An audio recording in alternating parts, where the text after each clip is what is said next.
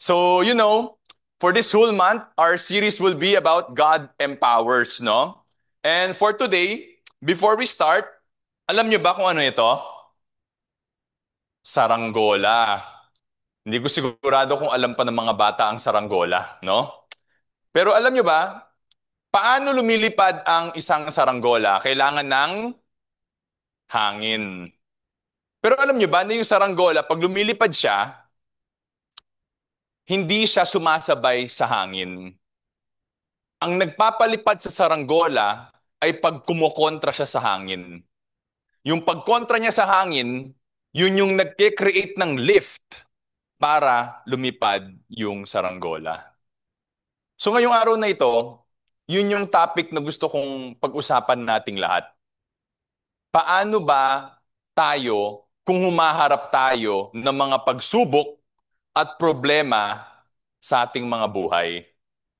Yung pag-aaralan natin ngayon, araw na ito, is yung perseverance na makikita natin sa buhay ni Jeremiah.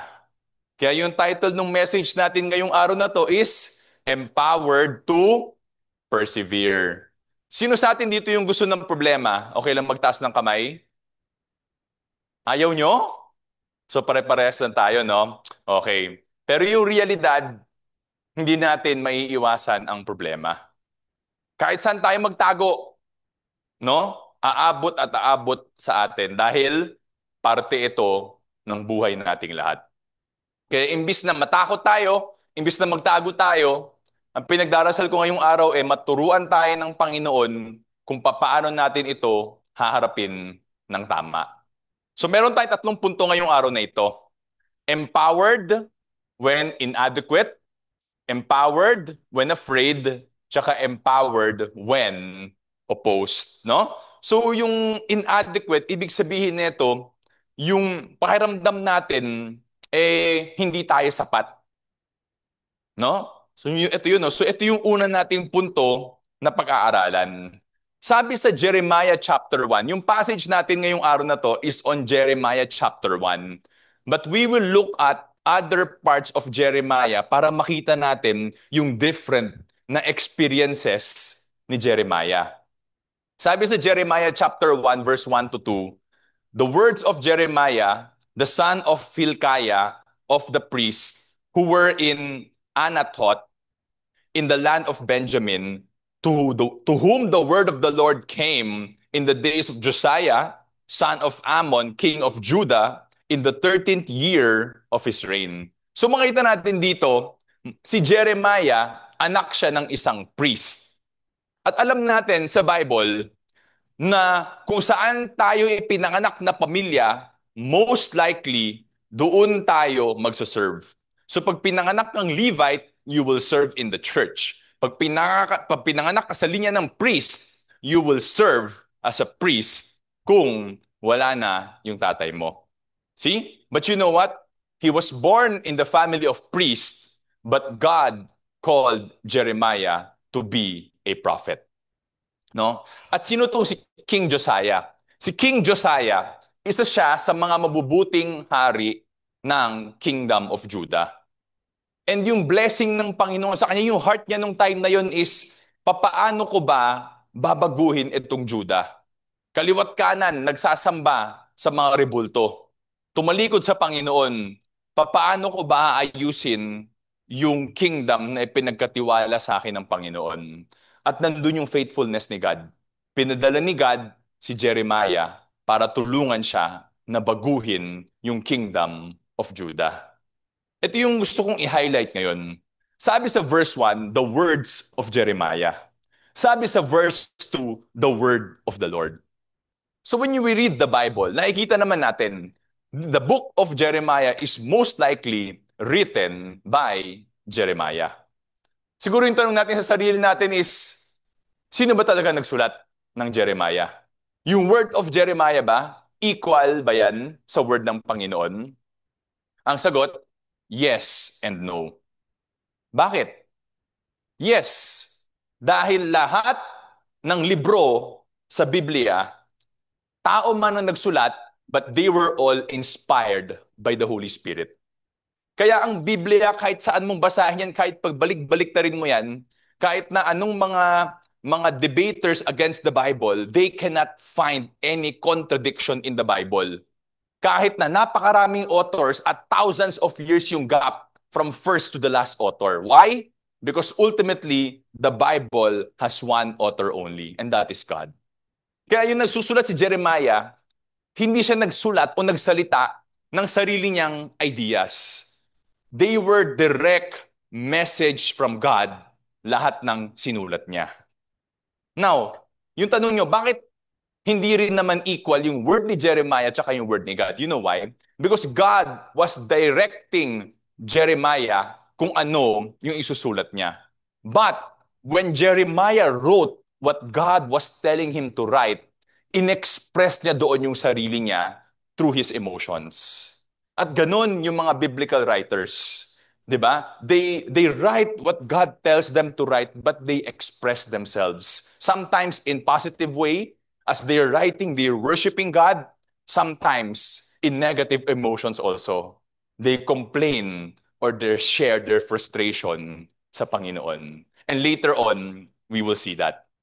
No? Sabi sa verse 3 na si Jeremiah, nag-serve din siya as prophet nung time ni Jehoiakim tsaka ni Zedekiah. Both of these are sons of Josiah. But you know what? Kahit yung tatay nila, sobrang mahal ng Panginoon, both of them were wicked.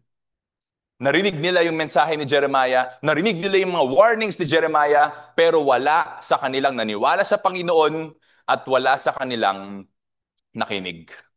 So, na makikita natin dito, from the very start of the book of Jeremiah, makikita na natin yung ministry niya. Jeremiah, as people say, in the world's perspective, is a failure. Alam nyo bakit? Ang haba-haba ng panahon ng ministry niya, and yet no one listened to him. Diba? Isipin nyo na lang yun, no? Ang dami niyang ginawa para sa Panginoon, pero walang bunga. Diba? So sa pananaw ng mundo, he was unfaithful and he was a failure. But in the eyes of God, he is a faithful servant of God. Bakit? Ginawa niya kung ano yung sinabi sa kanya ng Panginoon na kailangan niyang gawin. So nakita natin ngayon na sa mundong ito, sinasabi ng mundong ito na successful tayo o hindi, depende sa achievement natin. Pero sa Panginoon, yung pagpananaw sa atin ng Panginoon, kung successful ba tayo o hindi, dependent kung nag-obey ba tayo sa Kanya o hindi. Kaya yun yung sana matutunan natin ngayong araw sa buhay ni Jeremiah. So anong nangyari? 'Di ba? Anong sabi sa verse 4 and verse 5? Now the word of the Lord came to me saying, before I formed you in the womb, I knew you. And before you were born, I consecrated you. And I have appointed you as a prophet to the nations. No? Ano sinasabi ng Panginoon the first time na kinausap at tinawag niya si Jeremiah? Sabi niya, bago ka pa pinanganak, kilala na kita. Alam ko na kung ano ang plano ko para sa iyo. At ito rin ang sinasabi sa atin ng Panginoon ngayong araw na ito. Bago pa tayo pinanganak, kilala niya na tayo. Alam niya na lahat ng gagawin natin, pero minahal niya pa rin tayo. Kahit na ang dami nating pasuway o kasalanan na ginawa sa buhay natin, alam na ng Panginoon yon, pero mahal niya pa rin tayo. At hindi niya lang tayo mahal, parang kay Jeremiah rin, ang sinasabi niya sa atin is, meron akong plano para sa inyo. Yung question lang susundin ba natin yung planong yun o hindi? Anong gusto ko share sa ating lahat? Yung purpose ni God sa buhay natin, hindi aksidente yan. Intentional ng Panginoon, nung dinesign niya tayo, yung hinda niya tayo, di ba, pinlano niya na lahat yan. Kaya yung magandang tanong natin sa sarili nating lahat ngayon is, alam ba natin yung purpose ni God sa buhay natin? If yes, praise God. If we don't know, I pray na yun yung pinaka-important na ipag-pray ninyo sa Panginoon. Maliban sa faith ninyo sa Kanya, you pray about your purpose. You know why? Because yung life with purpose, diretso yung abante natin. But life without purpose, paikot-ikot lang tayo. Kaya yung pakiramdam natin, ang dami nating ginagawa, pagod tayo, busy tayo, pero pag nag-reflect tayo, parang di tayo umabante. Yun ang buhay na walang purpose. Kaya I pray na we pray to God, Lord, ano ba yung purpose mo sa buhay ko? Like Jeremiah, sinabi na sa kanya ng Panginoon yung purpose niya para kay Jeremiah. But you know what? Knowing God's purpose for our lives does not mean we will immediately embrace it. Bakit? Anong naging response ni Jeremiah nung tinawag siya ng Panginoon? Sabi niya, Alas, Lord God, behold, I do not know how to speak because I am a youth. No? So ano sinabi ni Jeremiah? Number one, he felt inadequate. Ano sinabi niya una? Di ba? Sabi niya, hindi ako marunong magsalita, hindi ako qualified, Lord. Number two, bata pa ako. Di ba? In Tagalog, anong sabi niya? Lord, hindi ako sapat. Mali ata na ako yung tinatawag mo. Yan, sinasabi ni Jeremiah. Anong sabi sa kanya ng Panginoon? Sabi ng Panginoon, do not say, I am a youth, because everywhere I send you, you shall go. And all that I command you, you shall speak. So ano sabi ng Panginoon kay Jeremiah? Sabi niya, you don't need to be qualified. I've got you covered. Just trust me and follow me. In Tagalog, hindi mo kailangan alam lahat ng bagay. Hindi kailangan na handa ka kaagad. Bakit? Kasi nandito lang ako. Magtiwala ka lang sa akin at sundan mo lang ako. Yun ang sinabi ng Panginoon kay Jeremiah. At yan din yung gustong sabihin sa atin ng Panginoon sa ating lahat ngayong araw na ito. Kung hindi pa natin alam yung purpose natin, o alam na natin yung purpose natin, pero takot tayo, dahil pakiramdam natin, hindi pa tayo handa, ang sinasabi sa atin ng Panginoon is, nandito ako, magtiwala ka sa akin, sumunod ka lang sa akin. No? So now we jump to chapter 20. No? Ano nangyari dito? Sabi ni Jeremiah kay God, no? Oh Lord, you have deceived me, and I was deceived. You have overcome me and prevailed. I have become a laughing stock. All day long, everyone mocks me.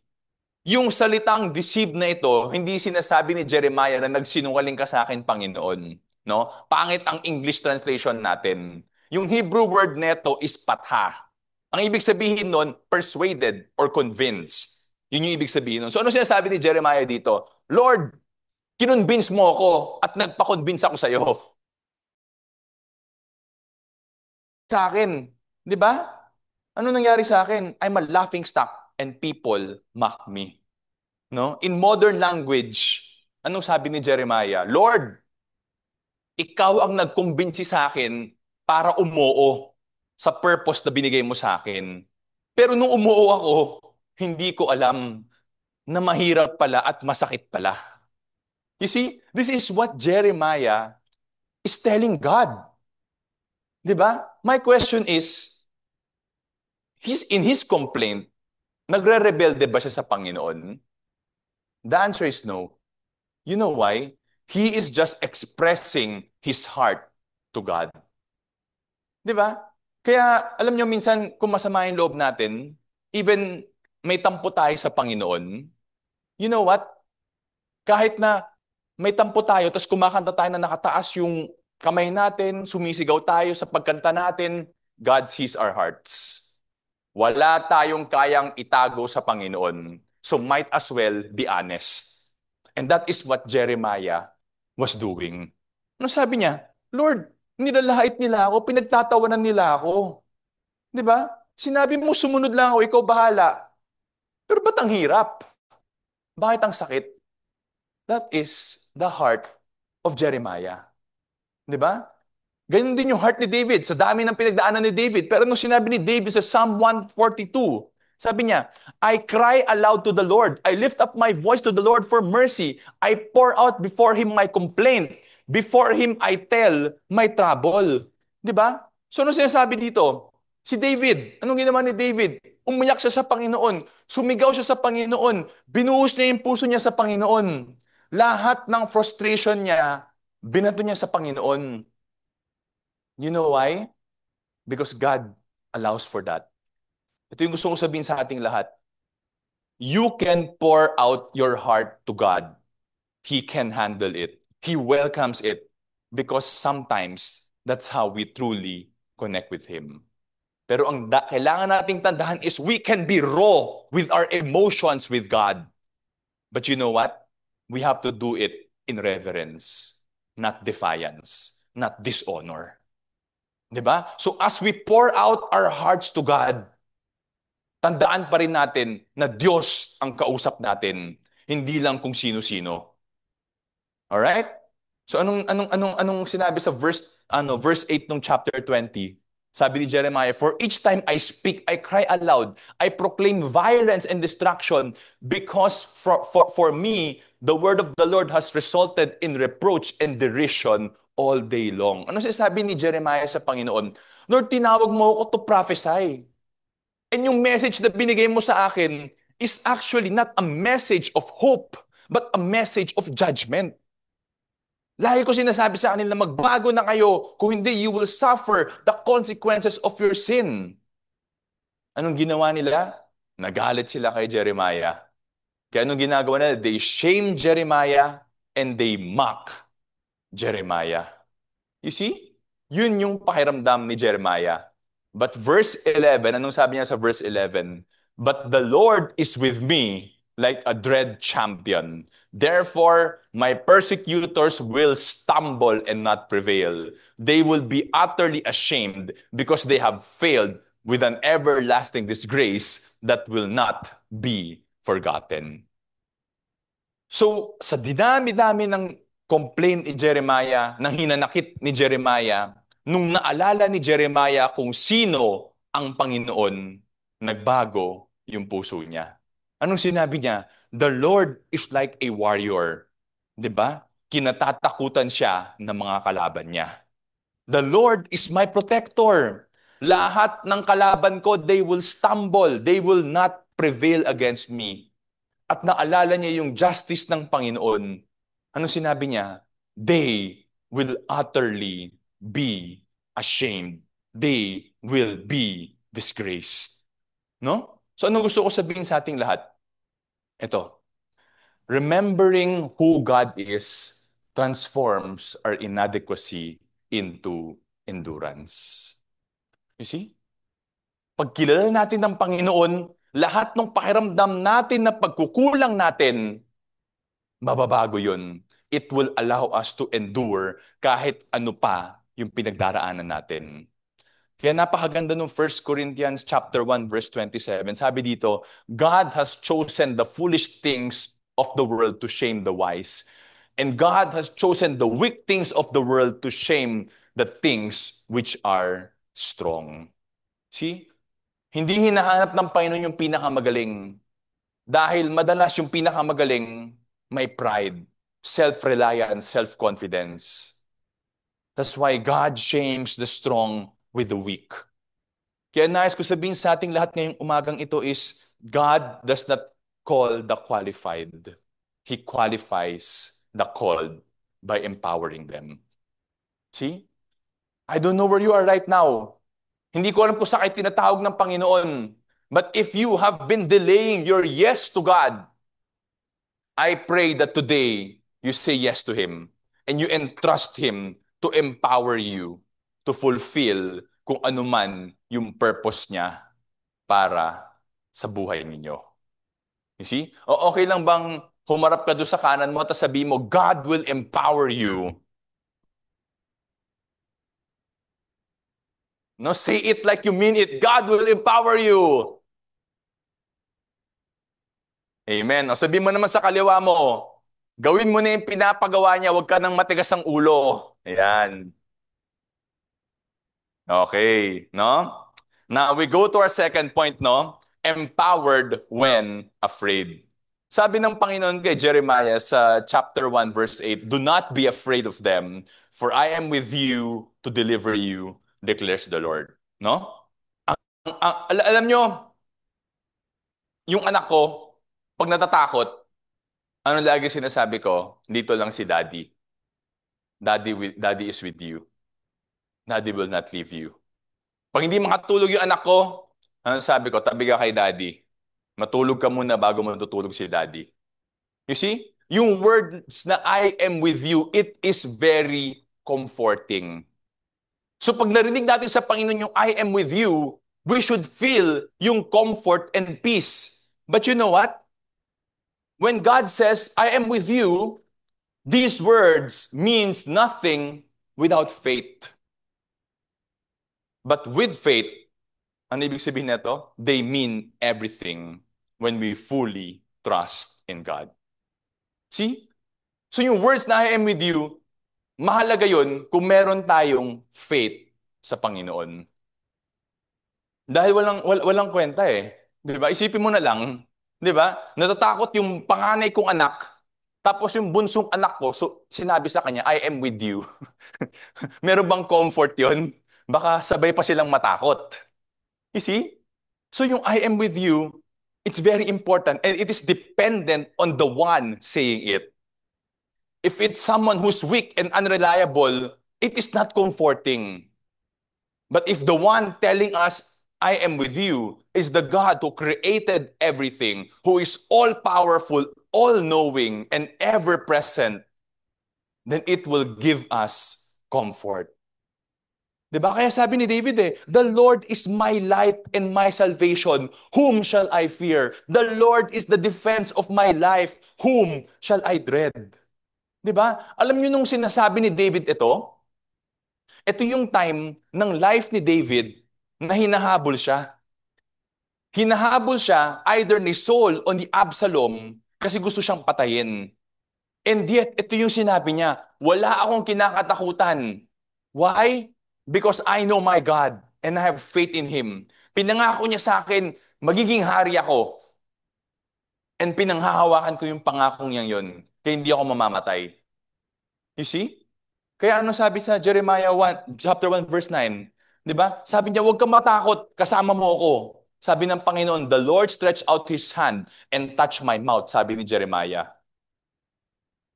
And the Lord said to me, behold, I have put my words in your mouth. See? So bakit sinasabi ng Panginoon na huwag kang matakot?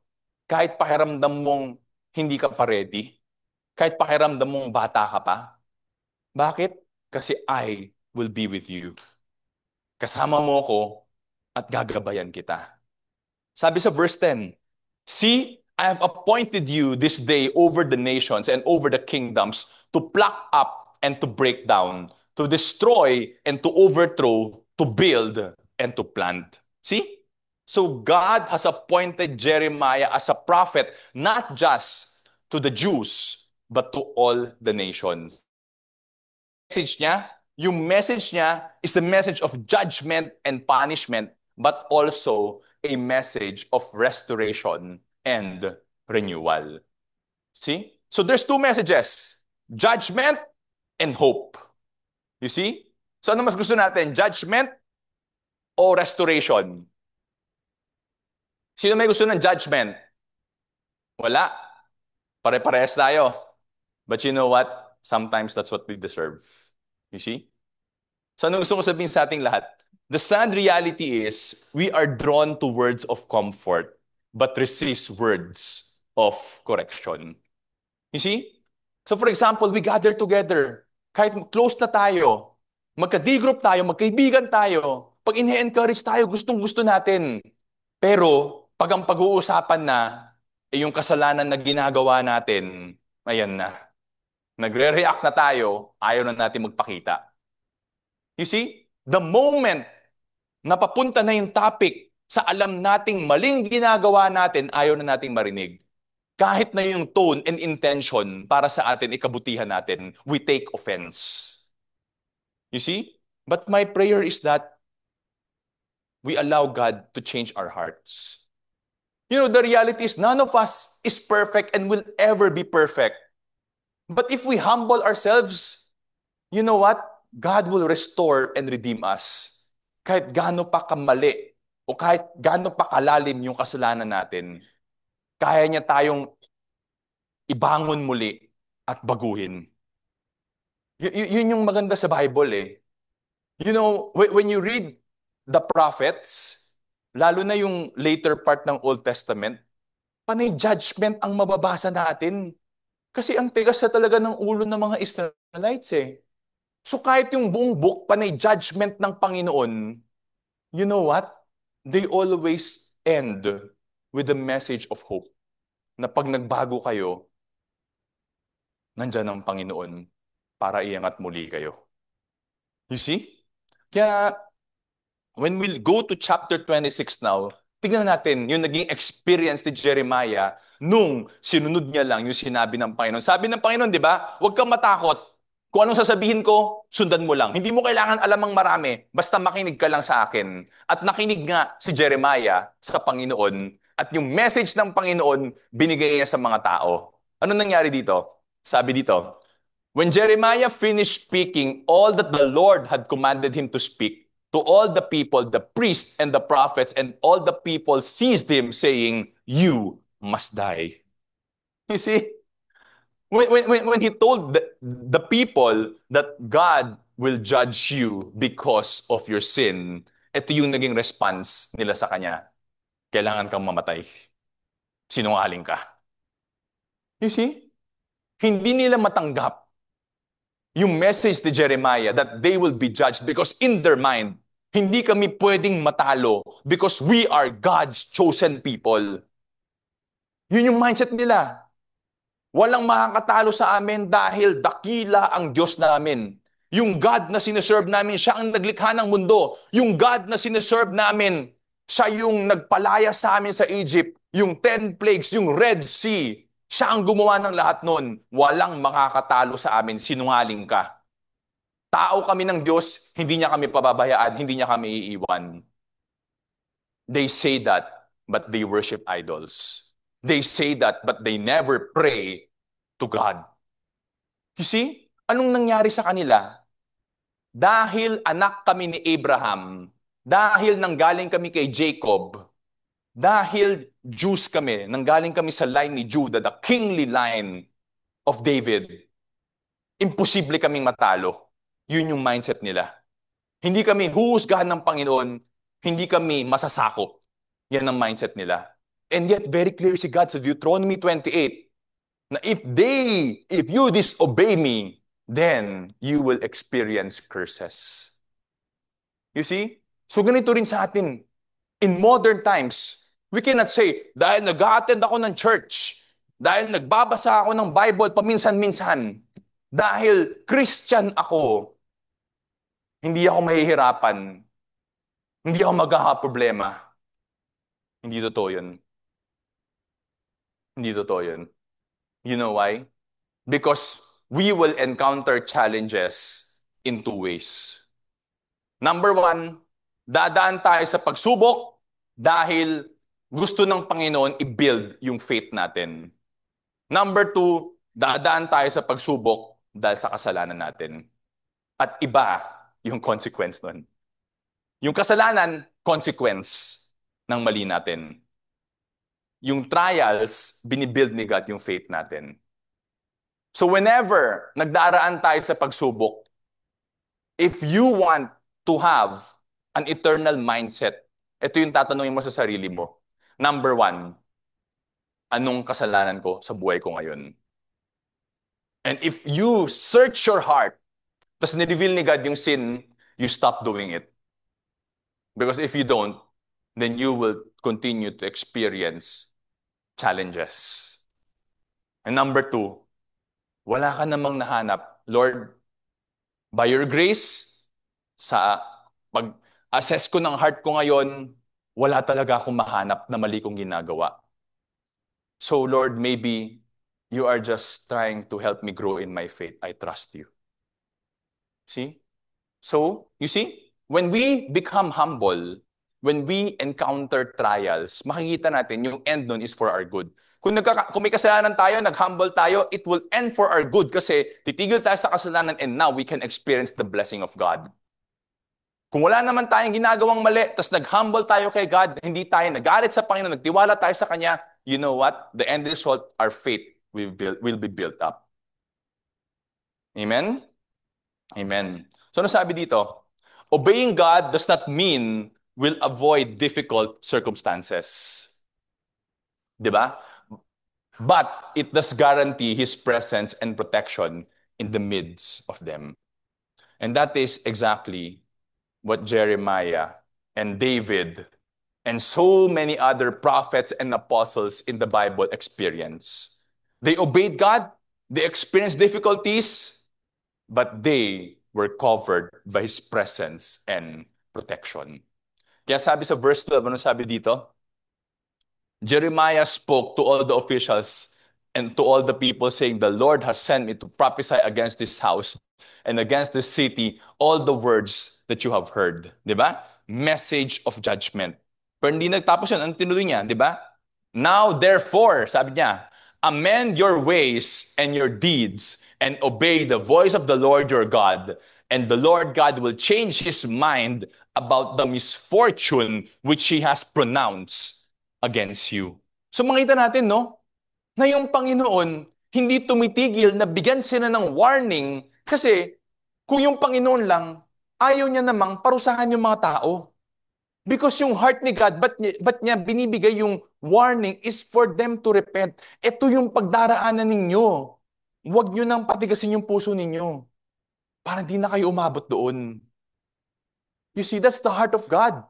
And even in the New Testament, sabi sa 1 Timothy chapter 2, 'di ba? This is good and acceptable in the sight of God our Savior, who desires all men to be saved and to come to the knowledge of truth. Ito yung heart ni God. Yung heart ni God for us all is for us to know the truth so that we will be saved. So that we can experience a blessed life. You see? So God's goal is not punishment, but restoration. I'm sure kung meron kayong anak, yun din naman yung heart natin eh. Kung may maling ginawa yung anak natin, we give them consequences. Di ba? For smaller kids, papaluin namin yan. Di ba? Papaluin namin kasi takot sila sa palo.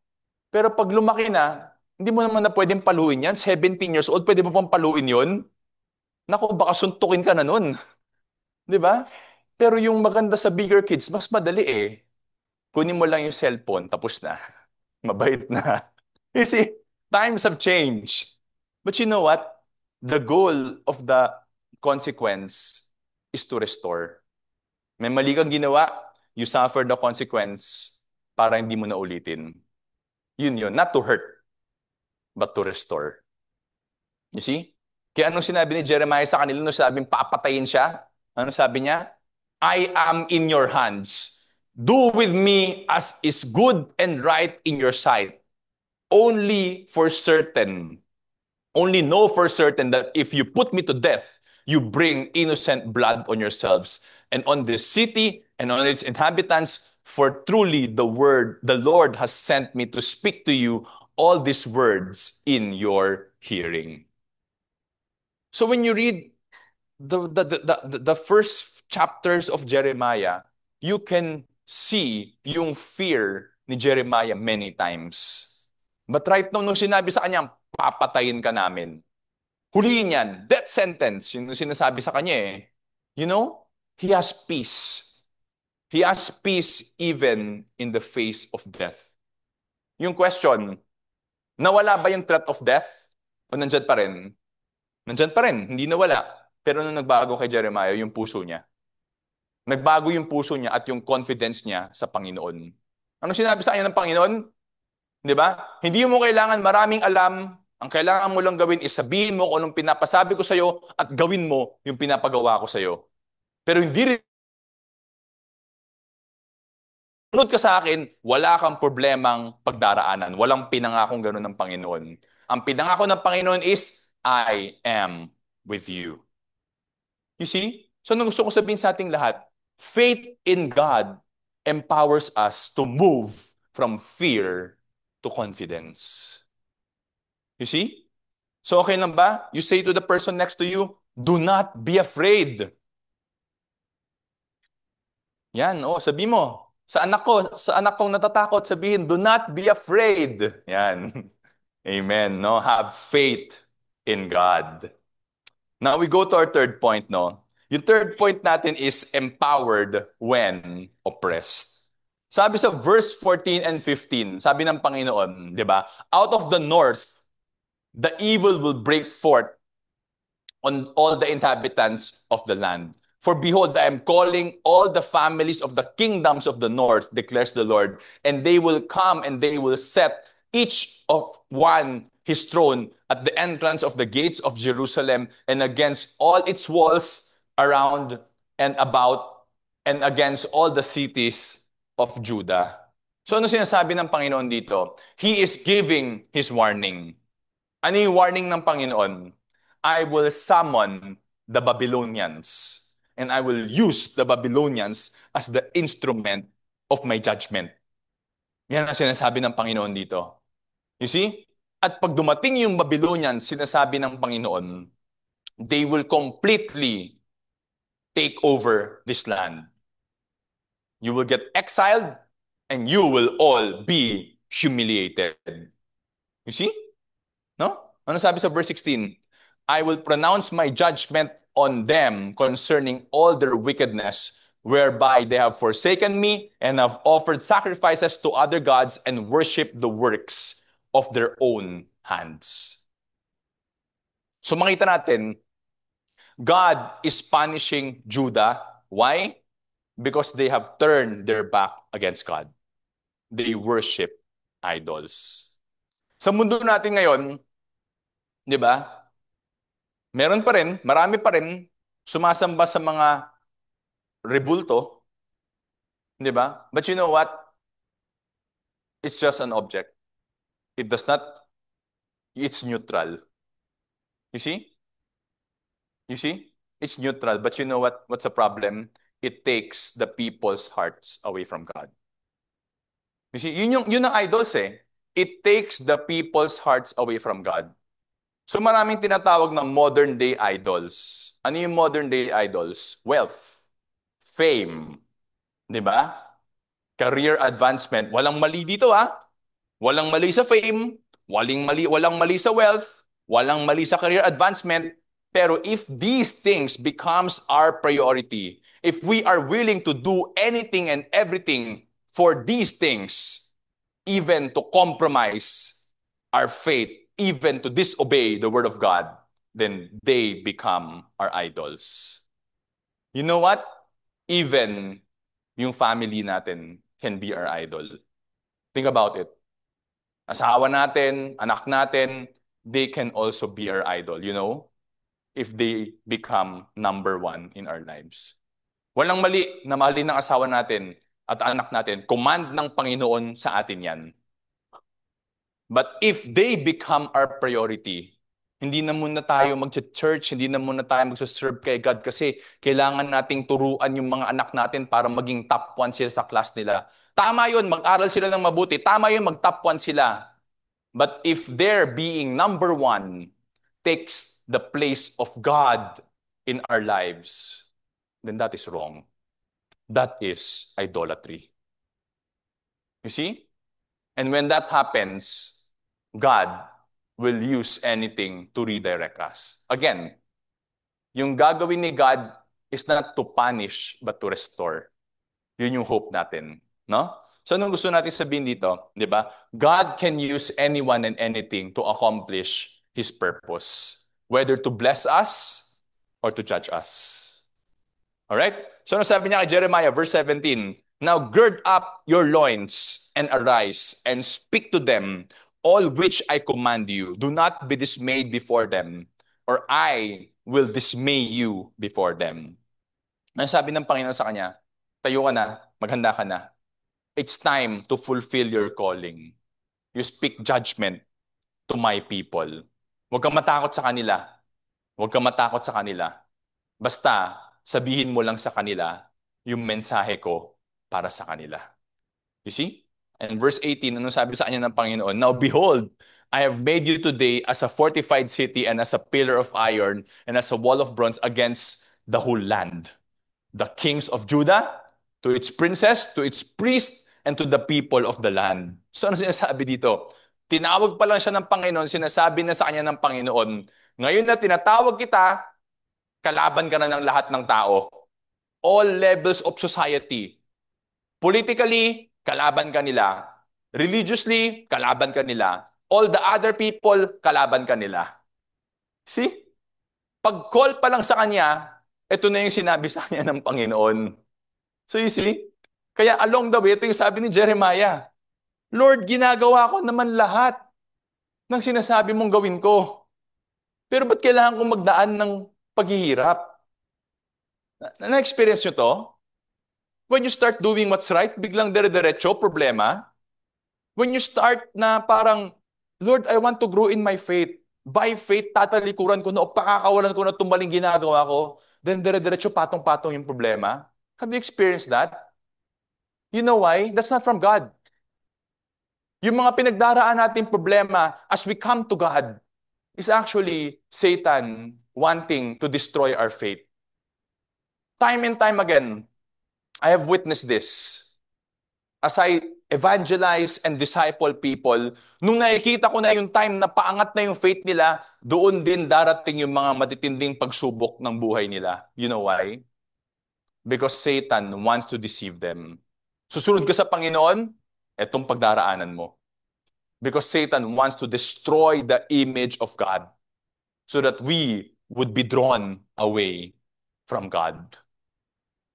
So don't be discouraged. Do not be afraid when you encounter challenges. Because God tells you today, I am with you. And yun yung panghahawakan natin. Di ba? Kaya, bakit tayo kailangan dumaan ng pagsubok? Alam niyo yung sagot ng Panginoon? Because it is my will. Kaya ba nating tanggapin to? Because it is my will. Think about it. Ito yung sinasabi ni God kay Jeremiah. The moment na tinawag niya, sinabi niya na lahat ng paghihirap. Because it is my will. Will we continue to obey God? Will we continue to trust in Him? Even if ito yung sagot niya sa atin, Lord, bakit ang hirap ng pinagdaraanan ko? Because it is my will. Think about it. I pray that we will continue to obey and trust Him. Why? Bakit? Verse 19, ano sabi niya kay Jeremiah? They will fight against you, but they will not overcome you. For I am with you and I am with you to deliver you, declares the Lord. You see? Mahirap man yung pagdaraanan ninyo, but because of my presence, you don't have to be afraid. See? So anong gusto kong sabihin sa ating lahat? Sabi ni Paul, di ba? If God is for us, who can be against us? Wala. Wala. Because if God allows people to prevail over us, then that is God allowing it. We still trust Him. It is His will. Di ba? Anong kailangan natin panghawakan dito? Di ba yung sabi niya, di ba sa Romans 8:28, For God causes all things to work together for our good to those who love Him. So kung mahal natin ng Panginoon, may pananampalataya sa Panginoon, sumusunod tayo sa Panginoon, di ba anong pangako niya? He will cause all things to work together for our good. You see? Kaya in times of difficulty, our focus should not be on those who are against us, but on the one who is with us. Yun yung tendency natin lagi. Sa problema tayo nakatingin, sa tao tayo nakatingin, kaya nadi-discourage tayo. Pero pag lagi tayong bumabalik sa Panginoon, no matter what we are going through, I can honestly tell you, you will experience supernatural peace. Na grabe pinagdaraanan mo pero nakakatulog ka ng mahimbing. sa gabi. And that only God can give. See? So sa chapter 38 ng Jeremiah, ito yung nangyari kay Jeremiah. Nung napuno na sila kay Jeremiah, ang ginawa nila kay Jeremiah, kinuha nila si Jeremiah, tapos tinapon siya sa balon. 'Di ba? Tinapon siya sa balon na walang tubig, na merong mud lang. Tapos, andun na yun, parang dahan-dahan na siyang bumababa doon sa mud. Napikon na yung mga tao sa mga sinasabi ni Jeremiah sa kanila. Paulit-ulit si Jeremiah na pinapaalalahanan sila pero hindi sila nakikinig. Kaya finally, kinuha na nila siya, tinapon na siya sa balon. Bahala ka na. Bawal ka naming patayin kasi prophet ka ni God, pero bahala ka nang mamatay dyan. Yun yung plano nila. You see? Because ano sinasabi sa kanila ni Jeremiah? Sabi sa kanila ni Jeremiah, huwag na kayong lumaban sa Babylonians. Sumuko na lang kayo. Kasi pag sumuko kayo, hindi nila kayo papatayin. See, God wants to preserve His people, but God needs to judge His people for their sins. Kasi sinasabi ni Jeremiah, huwag na kayong lumaban. Pag lumaban kayo, uubusin nila kayo. Sumuko na lang kayo, di ba? They will allow you to live and they will bring you to their land. Hindi kayo mamamatay. You see, why? Because Satan wants to destroy Judah, the whole of Judah. Parang yung Northern Kingdom, they are called the lost tribes. No one knows where they are right now. Because when they were captured by the Assyrian Empire, they're gone. And that is what Satan wants to do with Judah as well. Bakit? Dahil na-prophesy ng Panginoon that the Messiah would come from the line of David. At kung pinatay ang buong Judah, mawawalan ng linya ang Messiah.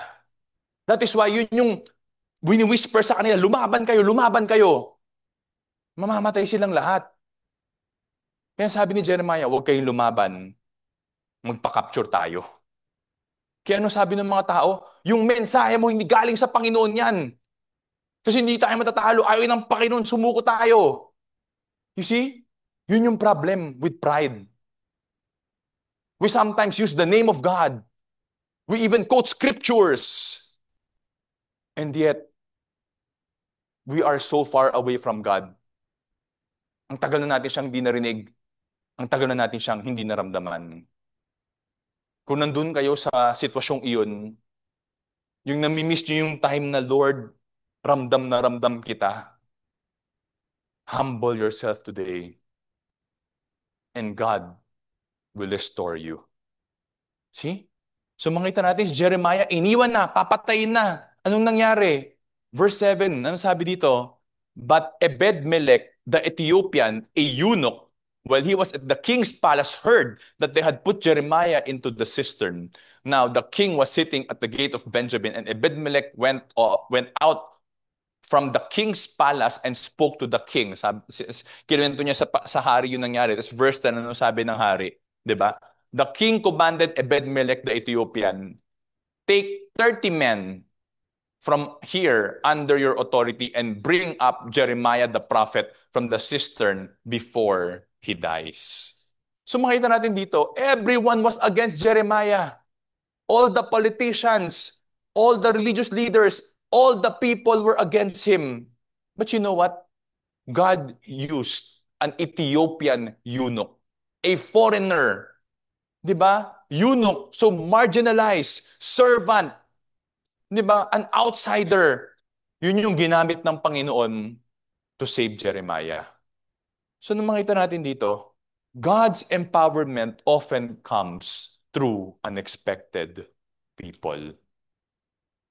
You see? Minsan dililimit natin si God eh. Di ba? May kailangan tayo. Ay, kailangan kong lumapit sa taong to para matulungan ako. Kasi siya na lang yung hope ko. Pag hindi ako lumapit sa kanya, wala na ibang makakatulong sa akin. Minsan ganoon yung mindset natin eh. Kaya pag lumapit tayo, tapos sinabi sa atin, hindi kita matutulungan ngayon, ang sama na ng loob natin, galit na tayo sa tao, galit tayo sa Panginoon. Samantalang dapat ginagawa natin is, Lord, I trust you. Pinangako mo sa akin na hindi mo ko pababayaan. Sinabi mo sa akin na kailangan nandito ako, pero ipit na ako, hindi ko na gagawin ko. I trust that you will provide the way out. Ganon dapat yung puso natin. Kaya minsan mahirap kung sa tao tayo nakatingin eh. Lalo minsan mahirap kung sa sariling resources natin tayo nakatingin. Nawawala yung dependence natin sa Panginoon. So I pray that we trust God because yung empowerment and deliverance can come from anyone in any situation. God is sovereign. You see? Kaya napakaganda yung sabi sa 2 Chronicles chapter 20 verse 15, di ba? Di ba? Sabi ito, thus says the Lord, do not fear or be dismayed because of this great multitude, for the battle is not yours, but God's. You see? Mahal tayo ng Panginoon. Kaya mga hinaharap natin, hindi natin kailangang harapin ng mag-isa yan. Kaya minsan na panghihinaan tayo eh. Kasi nakadepende lang tayo sa sarili natin. But if we always remember that it is God's battle, not ours, then we would be encouraged. Ito yung gusto kong sabihin sa ating lahat. It will not be God's battle if we are not in the will of God. Kaya di natin pwedeng sabihin sa Panginoon na, deliver me, save me, bless me, if clearly we are not in the will of God. How do we know if we're in the will of God or not? If we are sinning in our lives, definitely we're not in the will of God. We have to go out of that sin so that we can enter the will of God. Alright? So ano gusto ko sabihin sa ating lahat? God's empowerment doesn't mean absence of opposition. It means victory despite it. Alright? So there will be challenges. But I pray that today, as we put our faith in God, as we humble ourselves before God, we will experience the empowerment of God so that we will persevere. No? So we will persevere. Kahit pakiramdam natin, kulang tayo. We will persevere kahit takot tayo. At we will persevere kahit people or situations are against us. You know, I'd like to tell you a story about John Stephen Aquari. No? He is a Tanzanian runner. So, sa Africa yan. No? So, nung 1968 na Olympics, he was tasked, yung role niya is to represent his country in a marathon race. Ang problem is, after more than half of the race, nagkaroon siya ng cramps. Tapos, hindi siya sanay sa altitude, kaya natumba siya. Nung natumba siya, na-dislocate yung tuhod niya, na-injure yung shoulder niya. So, nung tinitignan siya ng mga tao, they were expecting him to quit. But you know what? After he badged himself, tumakbo ulit siya. Tumakbo siya. Huli na siya. Pero tumakbo pa rin siya. You see? Tapos, hours after may nanalo na, pumunta na siya sa stadium, dun sa final stretch ng race. Nag-iika-ika siya doon, pero tumatakbo pa rin siya. Tinapos niya. Tinanong siya ng reporter, ba't di ka sumuko? Di ba? Hindi ka naman nanalo. Ba't di ka nalang sumuko? Ano masabi niya? Ito sabi niya, oh, my country did not send me 5,000 miles to start the race. They sent me to finish it. You see? When God called us, He did not call us to start the race. He called us to finish strong. So wag nating sabihin lagi na faithful ako dati pero hirap na ako ngayon dahil iba na yung heart ko. It is not how we start. It is how we finish. Yun yung nagmamatter. So I don't know where you are right now. But I pray that all of us will finish well. Sabi nga ni Paul sa Philippians 3:14, I press on towards the goal for the prize of the upward call of God in Christ Jesus. Si Paul ang daming pinagdaanan na pagsubok. Many times, muntik na siyang namatay. Di ba? Many times, gutom siya. Walang proteksyon, giniginaw, binugbog, kinulong. Lahat na pinagdaanan ni Paul. Pero ito pa rin siya, I press on toward the goal for the prize of the upward call of God in Christ Jesus. Ito yung gusto kong sabihin sa ating lahat, finish the race God has set before you. Do not give up. Do not be discouraged. Do not be defocused. Finish the race that God has set before you. Minsan, hindi na tayo madala ni Satan from deceiving us from who God is. Di ba? Pag biglang nag-whisper siya, hindi ka mahal ng Panginoon, hindi totoo yan, mahal ako ng Panginoon. Pag nag-whisper siya na pinabayaan ka ni God, hindi totoo yan. Hirap man ako ngayon, pero many times before, nirescue ako ni God. Nalagpasan ko yung pagsubok ko. So kung hindi na tayo ma-deceive ni Satan into destroying the character of God in our lives, you know anong gagawin niya next? Ha? He will now give us something to defocus us. He will give us wealth. He will give us popularity. He will give us success. At pag doon na tayo nakatingin, ayun na, defocus na tayo. Kaya yung sinasabi nila na tumatalikod ang tao sa Panginoon kung nagdadaan sa matinding pagsubok. Totoo yun. Kasi may nadideceive. Pero you know what? Mas maraming tumatalikod sa Panginoon kung naging successful sila sa buhay. Kasi nawawalan sila ng dependence sa Panginoon. Now, if that's your perspective, alam natin yun, na ang strategy ni Satan is to use whatever method to remove our focus away from God so that we cannot finish the race that God has set before us. Then we would now know how to defend ourselves. That's why we need to know the enemy. And how do we know the enemy? We read God's word. How do we know God? We read God's word. So yung greatest defense natin is actually right in front of us every day sa cellphone natin. Mag-install kayo ng Bible app. And that is our greatest weapon and defense. You see? So what do I want to tell everyone?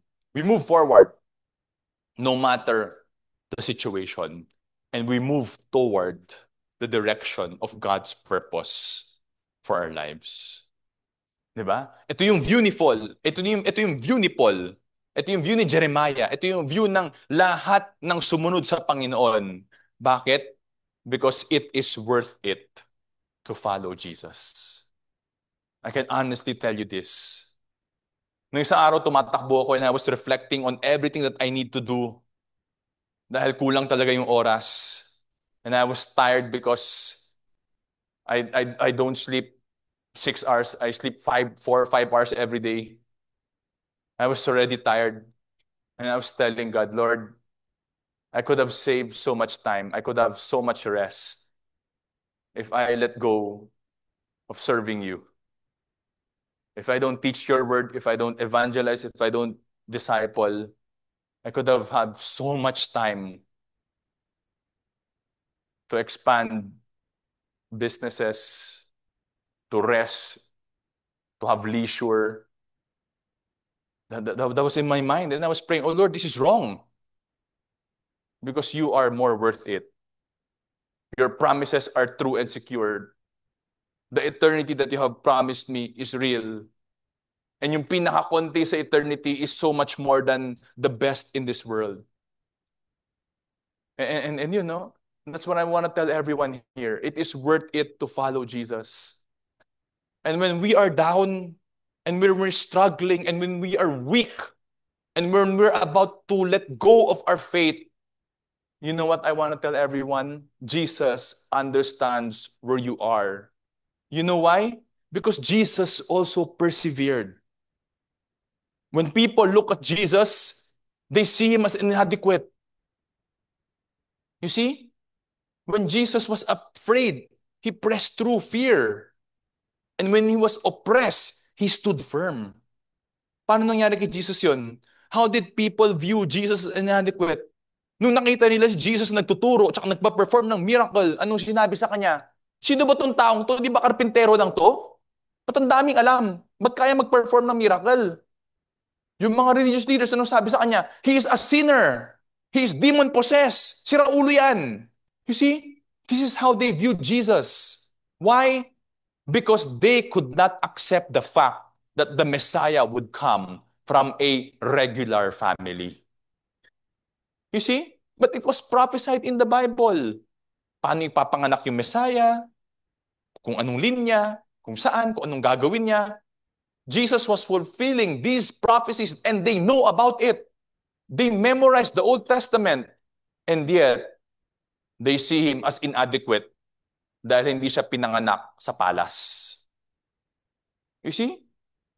Jesus pressed through when he was afraid. Di ba? In the Garden of Gethsemane, before he was arrested, ano sabi niya? My soul is deeply grieved to the point of death. Napakalungkot ko. Halos mamatay na ako. Ano sabi niya? Father, if it is possible, pwede bang wag na lang? Pero not as I will, but as you will. And when he was praying, intense sobra yung prayer niya and yung emotion niya. And he was already sweating in blood. Ganun ka-intense yung situation na yun, nagdadasal siya nung time na yun. And yet, yung question ko sa atin is, takot ba siya sa suffering ng cross? No. It is not because of the physical suffering kung bakit siya ba't siya natatakot. You know why? You know why Jesus was experiencing grief? Number one, because of the weight of sin. Alam niya that when he dies on the cross, he will carry the weight of sin. Ano ibig sabihin nun? For the first time, he will feel what guilt and shame is. Because when he died on the cross, that is what he did for us. He carried the weight of our guilt and shame and nailed it to the cross. What else? Why was he grieving? Because for the very first time in all of eternity, he will be separated from the Father. Yung perfect union nila will be interrupted. Yun yung weight na binubuhat ni Jesus. That is why he was grieving and he was afraid. And what else? Jesus stood firm when opposed. He was tortured. He was mocked by the soldiers. And he stood firm. Diba? Tinawag siya ng liar ng mga tao na pinerforma niya ng miracles. Diba? Pinagaling mo yung iba. Iligtas mo yung sarili mo. Hindi ka talaga totoo. Sinungaling ka. Diba? And even the religious leaders, ano sabi sa kanya? False king. You're a liar. You deserve to die. You see? He was opposed. But despite all of this, Jesus persevered through all the pain and rejection. You know why? Because he knew his purpose. And his purpose was that he would go to the cross, not for himself, but for all of us. Kasi sinabi niya sa John chapter 19 verse 30, therefore when Jesus received the sour wine, he said, it is finished. And he bowed his head and gave up his spirit. It is finished. Tapos na yung purpose kung bakit ako pumunta sa mundong ito. Na-fulfill ko na lahat ng prophecies about the coming Messiah para hindi sila magkamali kung sino ang tagapagligtas nila at nabayaran ko na yung kaparusahan ng kasalanan ng sanlibutan. Yung it is finished, ang ibig sabihin niyan, paid in full, tetelestai in Greek. Noong mga panahong yon, kung may utang ka, tapos yung utang mo, yung papel na yun, pag tinatakan ng tetelestai, ibig sabihin, paid in full. Ibig sabihin, yung utang ninyo, completely paid for. See? So why would Jesus shout tetelestai, paid in full? You know why? Because sabi sa Romans 6:23, for the wages of sin is death, but the free gift of God is eternal life in Christ Jesus our Lord. Lahat tayo nagkasala. Romans 3:23, for all have sinned and fall short of the glory of God. Lahat tayo nagkasala. At yung kaparusahan ng kasalanan natin, isa man yan, 1,000 man yan, 1,000,000 man yan, ang kaparusahan ng kasalanan natin ay kamatayan. Hindi physical death, eternal separation from God. Ano ibig sabihin nun? We will suffer in eternity in hell. That is the consequence of sin. Pero nung sinabi ko kanina, hindi goal ni God is to punish us but to restore us. That's why He made a way for us to be restored. There's no way good works will not save us. Diba? Being religious will not save us. Serving in the church will not save us. Because we cannot erase a single sin we have committed. That is why when Jesus came into this world, that was His purpose. to give His life for us because Jesus paid the debt that we can never pay. Walang debt si Jesus because He lived a perfect life. And yet, He gave His life for us to pay for the debt that we could never pay. Because ang requirement ng Panginoon para mapatawad ng kasalanan natin is a perfect life. And the fact na nagkasala na tayo, we are not perfect anymore. So kahit na isa lang nagawa natin kasalanan, tapos sabihin natin, I offer my life, it is not acceptable. Because the only acceptable sacrifice is a perfect sacrifice. And none of us are perfect. That is why Jesus gave His life for you and for me. So ngayong araw na to, kung gusto niyo ng dalawang bagay, number one, you want your sins to be forgiven. So that someday you can go to heaven to spend eternity in heaven with God, where everything is perfect. And sinabi ko nga, the least in heaven is so much greater than the best in this world. If that is what you want, your sins to be forgiven. And number two, you want to be empowered to persevere through all circumstances, then you need to make one decision if you want these two things. If you want forgiveness and you want to be empowered, you need to make one decision. And yung decision na yon is to give your life to Jesus today. Because that is the only way that we can be forgiven. And that is the only way we can be empowered. I don't know where you are right now, but I pray that today God spoke to you and that you will be empowered to persevere. Kung pakiramdam natin kulang tayo, God will empower us. Kung takot tayo, God will empower us.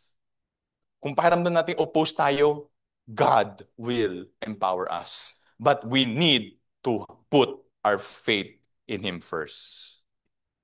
So as we close, ngayong araw na to, if you feel that you're inadequate and God is calling you to do something, ang sinasabi niya sa'yo is, I chose you. Ikaw ang pinili ko, hindi yung katabi mo, hindi yung mas magaling sa'yo. Ikaw ang pinili ko to accomplish your purpose. Kung natatakot ka ngayong araw na to, dahil may pinagdaraanan ka, financial concern, health concern, relational problem, ang sinasabi ng Panginoon sa'yo, I am with you. Do what you need to do. Hindi kita pababayaan, hindi kita iiwan. And finally, if people are against you, especially if you are standing for God, that is why people are against you, then God is telling you right now, no one will overcome you. Because I am with you, I will protect you, and I will grant you victory.